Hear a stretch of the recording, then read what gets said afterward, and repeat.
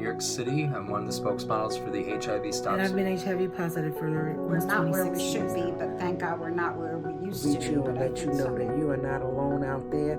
You never have been and you never will be. Hi everyone, it's Korey. I am a HIV Stops With You spokesmodel. It is September. It's time for the question of the month. And the question says, is your decision in response to the COVID pandemic impacted by you living with HIV?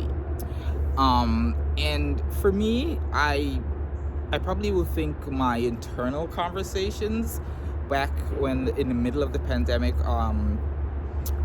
was that way, and it definitely was. I was worried or thinking, oh my God, I need to take extra precautions. I think I still wear a mask and I'm more bit cautious because I know that I am immune compromised per se. And so I think in some way unknowingly it is impacted, but knowingly as someone who is vaccinated, I know that I was pretty skeptical in the first about vaccinating, especially taking two vaccine shots. So I got Johnson & Johnson, and I felt a bit more comfortable.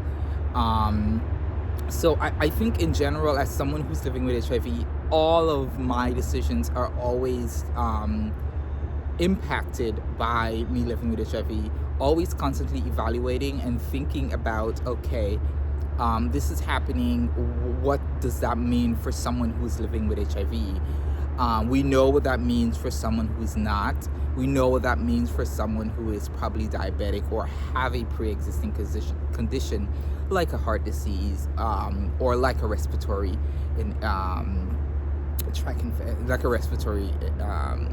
issues.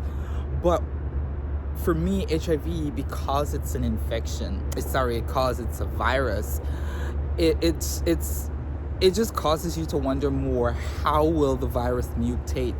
What is it going to do to impact you? And how does that, as we know, treatment is varied person to person's adherence is so different. And so all these things, as you can see, are clear examples of how the COVID pandemic influences anyone who's living with HIV, especially someone who might be a long-term survivor, or someone who probably have been positive for a while. I can't imagine. So for me, I would say that definitely it does influence my decisions, and overall, a lot of things influence my decision as it relates to health. Like when I'm thinking about, oh, should I get a flu shot?